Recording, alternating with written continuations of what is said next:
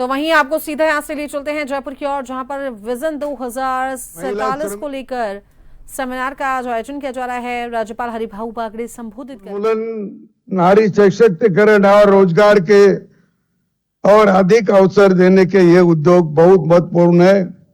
मुझे लगता है कि मैं कई दिन पहले ऐसा ही एक कार्यक्रम में इसका उल्लेख किया था। यहाँ एक फेस्टिवल हुआ था बड़ा, ग्रेनाइट वगैरह सभी इसका, तो उस पर कहा था कि जो कामगार वहाँ काम करते हैं, वो क्वारी में काम करते हैं, खदान में काम करते हैं, उनको कंपलसरी मास्क पहनाने की उनकी व्यवस्था करनी चाहिए।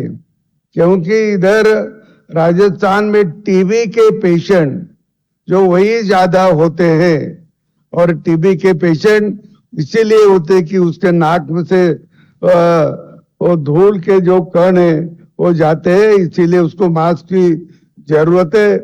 ऐसे वो कामगारों का बीमा भी आवश्यक है, और बीमा पॉलिसी लेना, उनसे आग्रह करना या मालिक ने उनसे उसका हिस्सा लगाकर वो बीमा पॉलिसी की, तो कामगार का भला भी हो जाएगा और वो कामगार अपने पास हमेशा के लिए काम करने में भी तत्पर होगा। क्योंकि कुछ मालिक ने पैसा दिया और कुछ उसका पैसा है, ऐसी वो पॉलिसी बना जाए तो ऐसे कामगारों को जो उसका उम्र होती है 60-70 साल के बाद, उसके हाथ पांव से कुछ काम होता नहीं, तब ये पॉलिसी उसको काम आएगी। बच्चों को पढ़ने के लिए आएगी, तो बच्चे के शादी के लिए भी इसकी काम आएगी। तो इससे ये करना बहुत जरूरी होता है, ऐसा मुझे लगता है।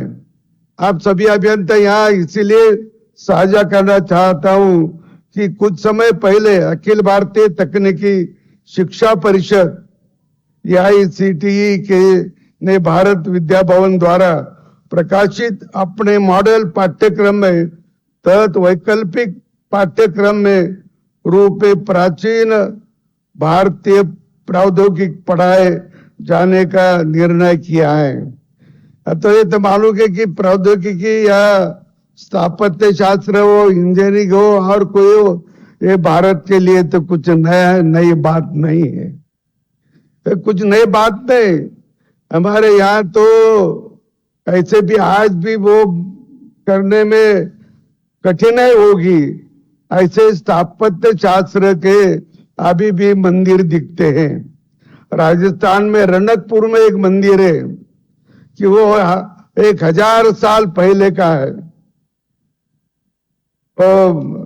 उन्हीं को तो राणा कुंभा ने उसको मदद की थी, और वो जैन मंदिर है, भगवान महावीर जी का मंदिर है, उसको बनाने के लिए 64 साल लगे। इतने साल उसको लगे, और बहुत बड़ा भव्य दिव्य मंदिर है। इतना कोरीव काम है, इतना सुबह काम है, नक्शेदार काम है, आप देखते रहेंगे ऐसा होए। तो इतने 1000 सालों से भी हमारे पास ये तकनीकी विद्या है।